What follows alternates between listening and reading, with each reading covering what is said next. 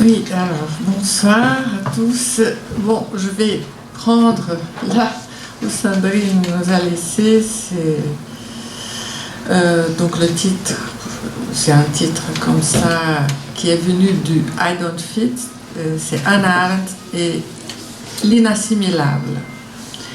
En fait, je suis partie de cette biographie de Elisabeth Young-Lü et depuis le début, elle le dit que Hannah Arendt elle condamnait l'introspection et les analyses psychologiques. Alors, ça m'a un petit peu interpellée d'emblée. Je disais, mais bon, pourquoi une femme qui a autant pensé était condamnée à l'introspection? Moi, je pense que c'était parce que ça avait une connotation un peu égoïste de penser à soi, de s'analyser. Je pense que ça devait être ça, puisque c'était, comme elle a dit, une femme qui était très tournée vers le monde et qui avait un très grand besoin d'agir. Alors je pense qu'elle s'est soignée, comme vous avez dit, bon, elle s'est soignée comment? Je pense qu'elle s'est soignée par l'action et par cette résistance qu'elle avait vis-à-vis de système politique. Voilà, donc elle s'est mise en résistance et puis elle a agi en fonction de cette position-là. Donc amour du monde, n'est-ce pas? Et oubli de soi, disons, en principe. Hein, donc, et bien entendu, la question psychologique par première, en pensant à elle, c'est l'identité.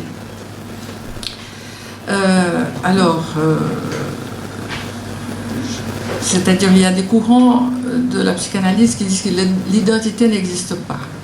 Qu'il y a l'identification, mais l'identité, bon, bien sûr, c'est une chose construite, mais si je demande à des jeunes gens quelle est votre identité, qu'est-ce que vous pensez de l'identité, tout de suite, ils ont un geste, bon, ça vient du dedans. Donc, il y a quelque chose où ils tapent comme ça vient du dedans.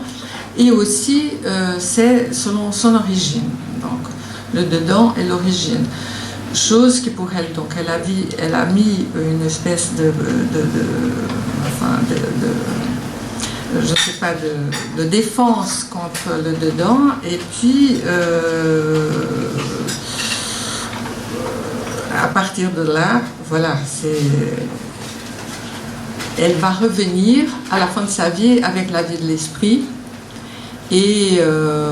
mais c'est-à-dire que cette vie de l'esprit n'est pas du tout une autre analyse, mais elle analyse plutôt la pensée, comment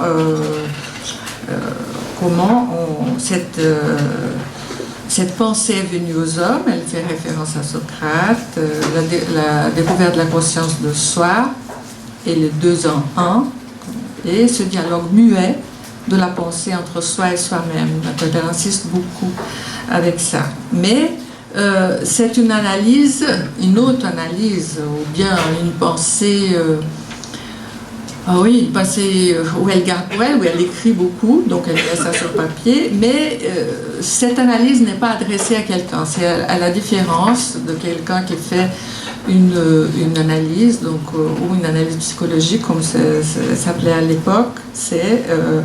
Il y a une adresse et il y a une dialectique, pas seulement avec soi-même, mais avec un autre qui est à l'extérieur. Alors, je pense qu'il y a... un conflit premier entre le dedans et le dehors avec elle. Donc c'est qu'est-ce qu'on peut... quels sont les vases de communication, je pense, entre ce dedans et le dehors.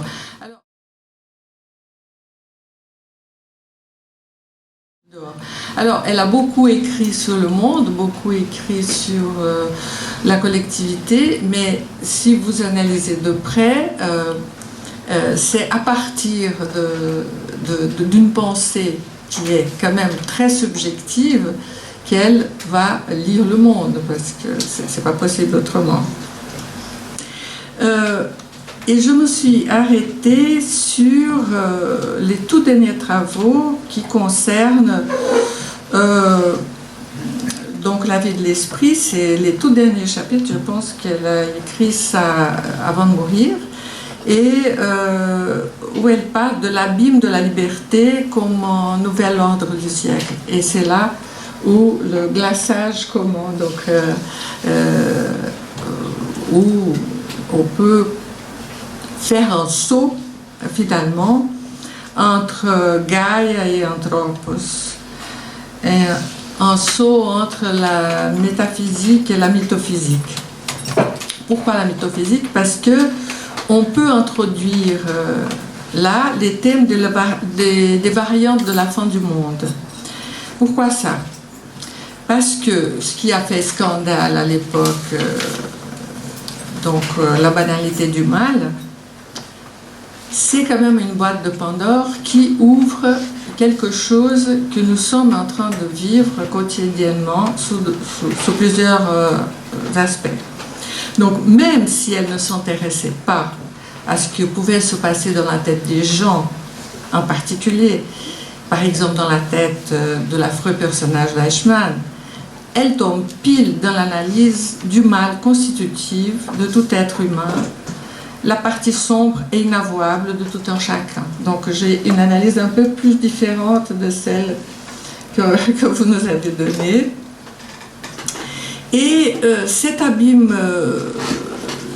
de la liberté, qui est très bien perçu par Anna, nous mène à une perception de la modernité comme un des éléments fondamentaux d'un sentiment de perte du monde, en tout cas d'un monde, en tout cas, avec la conséquence d'une crise spirituelle qui a passé d'une crise libératrice à la condition inédite du sujet autonome. C'est de la révolution du XVIIe siècle qui nous a extirpés d'un monde fermé et hiérarchique. Nous sommes passés à l'univers infini et démocratique qu'on pointait déjà Quarry en 1962. Bon, elle était kantienne, hein, donc elle part. Alors, qui serait à l'origine officielle de la conception de l'homme moderne, législateur autonome et souverain de la nature, le seul à pouvoir s'élever au-delà de l'ordre phénoménologique de la causalité, un exceptionnalisme humain comme un authentique état d'exception ontologique fondé sur la séparation entre nature et histoire. C'est donc l'homme qui conquiert la nature.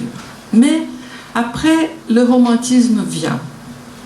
Et après le romantisme vient le désenchantement par Weber et le Dasein de Heidegger, qui nous montre qu'à la fin, l'homme devient victime de son propre succès en se découvrant absolument seul au milieu de la nature.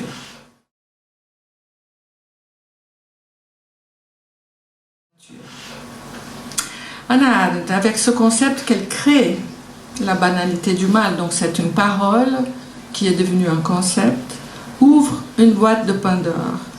Dans cette boîte, il y a aussi quelque chose qui pourrait être qualifié de passion pour le réel, un réel qui nous exclut, un monde sans nous.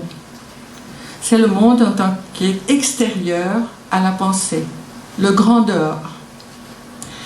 Nous sommes plongés depuis quelque temps dans un sentiment de fin du monde qui est représenté par différentes œuvres littéraires et cinématographiques comme Mélancolie et autres films de fiction scientifique où le thème de l'apocalypse est très présent.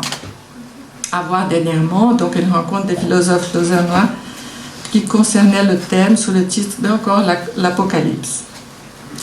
Donc, un exemple de ce thème est le film de Béla Tarr, Le cheval de Turin. Pourquoi ce film qui apparemment n'a rien d'un scénario de fiction scientifique? Au contraire.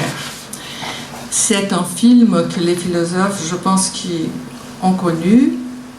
Il raconte l'histoire, il paraît que c'est un fait véridique, il raconte l'histoire de Nietzsche, qui après avoir assisté à la scène d'un cocher, donc il traversait un champ comme ça, un peu en désolation, le film est noir et blanc, donc après avoir assisté à la scène du cocher qui fouette son cheval pour lui faire avancer, embrasse le cou du cheval, se met à pleurer et passe ensuite 2 jours dans un état de perplexité et depuis cet épisode n'écrit plus et sombre dans une folie qui va durer une dizaine d'années jusqu'à sa mort.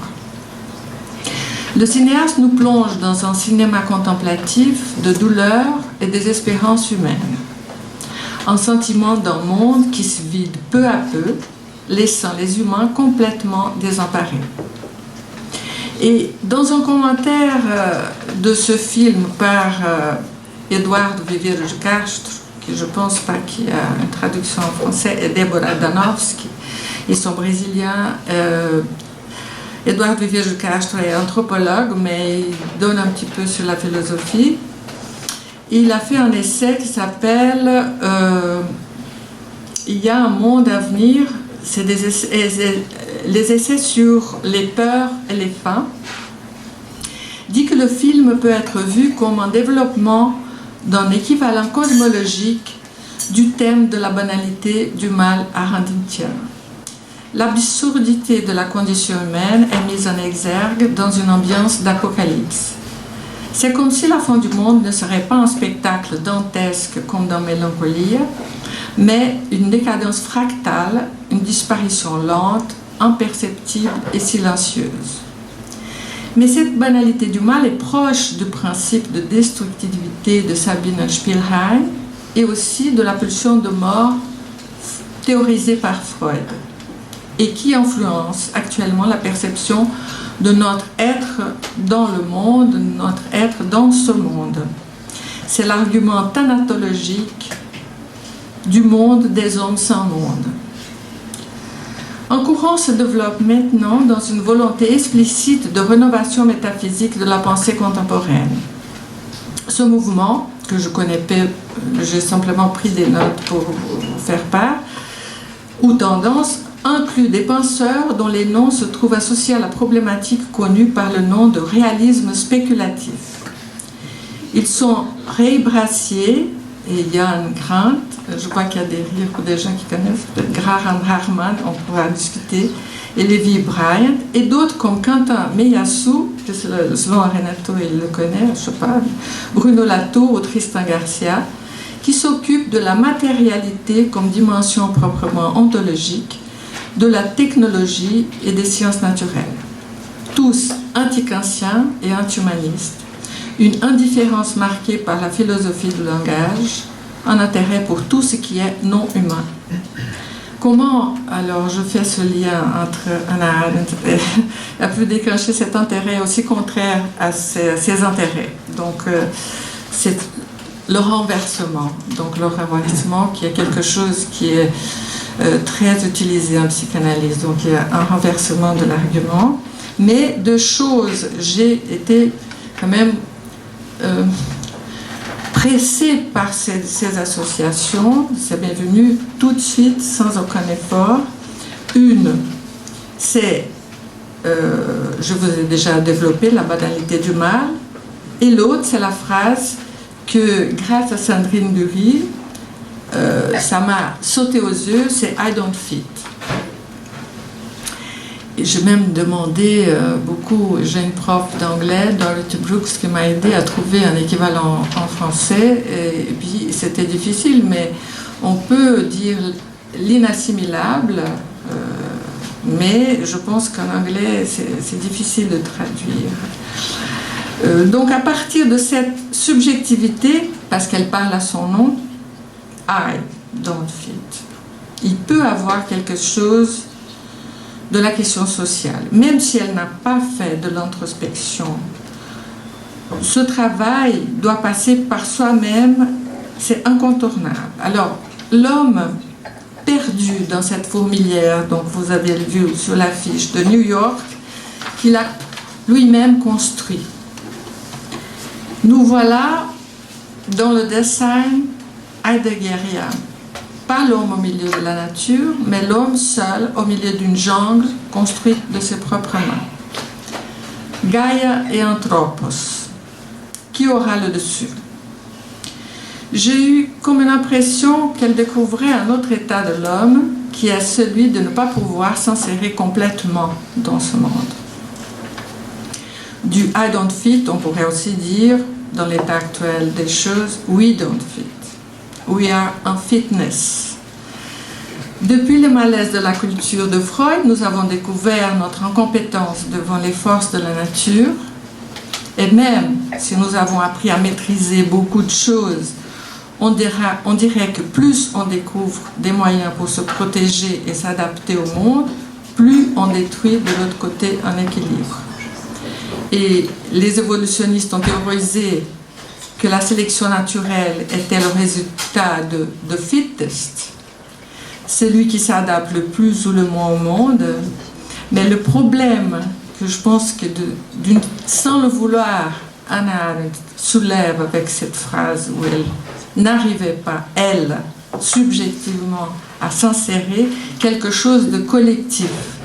Hein? Il y a quelque chose dans la nature humaine, quelque chose qui ne s'adapte pas au monde, et entre le monde et nous, il y a vraisemblablement un inassimilable.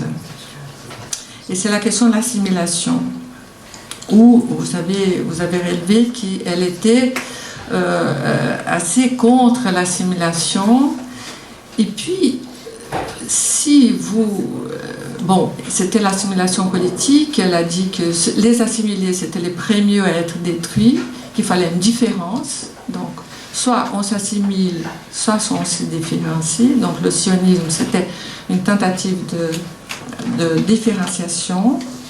Et c'est la question actuelle de nos jours de l'identité, c'est le désir, la difficulté d'être assimilé à un village global.